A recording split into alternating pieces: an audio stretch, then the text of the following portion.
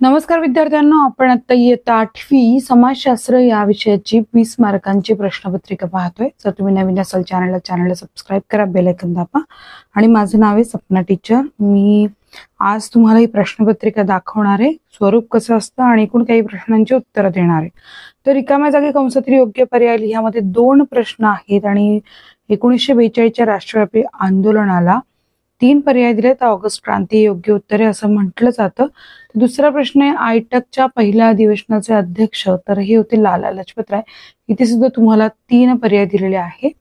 तर खालील तक्ता पूर्ण करायचे, यामध्ये क्रांतिकारक आणि संघटना। तर स्वातंत्र्यवीर सावरकरांची संघटना आहे अभिनव भारत आणि नारायण मेघाजी लोखंडे यांनी बॉम्बे मिल हँड्स असोसिएशन नावाची संघटना स्थापन केली होती आणि ते भारतीय कामगार चळवळीचे प्रणेते होते।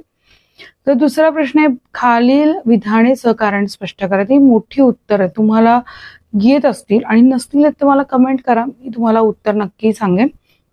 तर प्रश्न 3 आहे, तर सरकारने साम्यवादी चळवळ चिरण्याचे ठरवले। दुसरं आहे, खुदिराम बोस यांना फाशी देण्यात आली आणि 3 आझाद हिंद सेनेला शस्त्रे खाली ठेवावी लागली।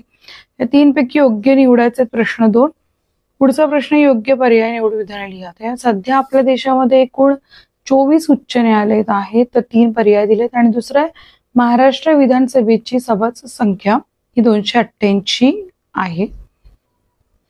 तिथे सुद्धा 3 पर्याय होते, आधी यातले योग्य उत्तर 288।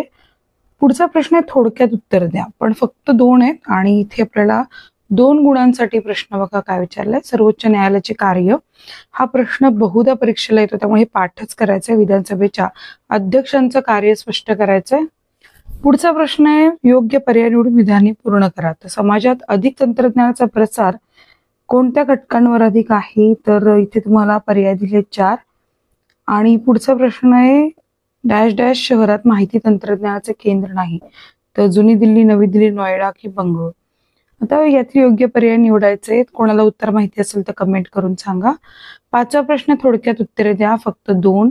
तर इथे आपल्याला प्रश्न विचारलाय, महाराष्ट्र औद्योगिक विकास महामंडळाचे फायदे लिहायचे आहेत। लिंग गुणोत्तर कमी असलेल्या प्रदेशात कोणत्या समस्या जाणवतात आणि भूमी उपयोजनावर परिणाम करणारे घटक सांगायचे आहेत।